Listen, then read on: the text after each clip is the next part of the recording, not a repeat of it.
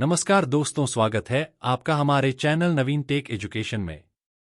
साथियों, बहुत से आवेदकों को कक्षा 9वीं का फॉर्म भरते वक्त यह समस्या आ रही है कि जब वे ऑनलाइन फॉर्म में जानकारी भरते हैं तो उनके निवास का जिला ओपन नहीं हो पा रहा है। ऐसे कई आवेदक हैं जिनका निवास का अथवा कक्षा 8वीं में अध्ययन करने का जो जिला है वह फॉर्म में शो नहीं कर रहा है। तो दोस्तों, जिला आपका इसलिए शो नहीं कर रहा होगा क्योंकि वहां पर संबंधित नवोदय विद्यालय के लिए कोई भी सीट किसी भी कैटेगरी में, चाहे वह ओबीसी हो, जनरल हो, एससी हो या एसटी हो, किसी भी कैटेगरी में वहां सीट उपलब्ध न होने के कारण आपका जिला वहां शो नहीं कर रहा होगा। और यही कारण है कि उस जिले को ही फॉर्म से हटा दिया गया है ताकि आप फॉर्म न भर पाए, क्योंकि उक्त जिले से संबंधित नवोदय विद्यालय में यदि कोई सीट ही नहीं है तो वे बेकार में परीक्षा का आयोजन क्यों करेंगे, क्योंकि परीक्षा आयोजित करने में कई प्रकार का व्यय नवोदय विद्यालय समिति द्वारा अथवा शासन द्वारा होता है। यही कारण है कि जब फॉर्म में ही आवेदकों को जिला नहीं शो होगा तो वे फॉर्म भी नहीं भर पाएंगे, जो कि एक तरह से उचित भी है। अब आपका प्रश्न यहां ये उठेगा कि जब किसी जिले में यदि एससी या एसटी की सीट है तो वहां सामान्य और ओबीसी में आने वाले आवेदक कैसे परीक्षा के लिए ऑनलाइन आवेदन कर पा रहे हैं? क्या वहां पर भी जिले की तरह सामान्य और ओबीसी के ऑप्शन को हटाया नहीं जा सकता था? तो इसका जवाब है कि हाँ, हो सकता था, मगर इससे उस फॉर्म की डिजाइन ज्यादा कॉम्प्लिकेटेड हो सकती थी, क्योंकि यदि फॉर्म में किसी तकनीकी समस्या या फॉर्म के कोड विंडो में किसी प्रकार की गड़बड़ी के कारण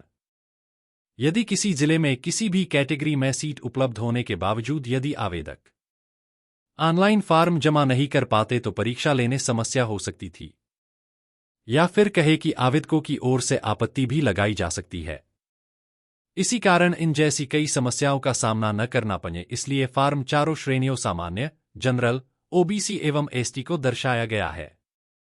जिससे कि अगर किसी जिले में यदि एक भी श्रेणी में सीट उपलब्ध है तो वहां पर किसी भी वर्ग के आवेदक फॉर्म भरने में सफल होंगे, लेकिन यदि सीट जनरल की होगी तो ओबीसी, एससी व एसटी वाले कैंडिडेट को परीक्षा पास करने का कोई लाभ नहीं मिलेगा।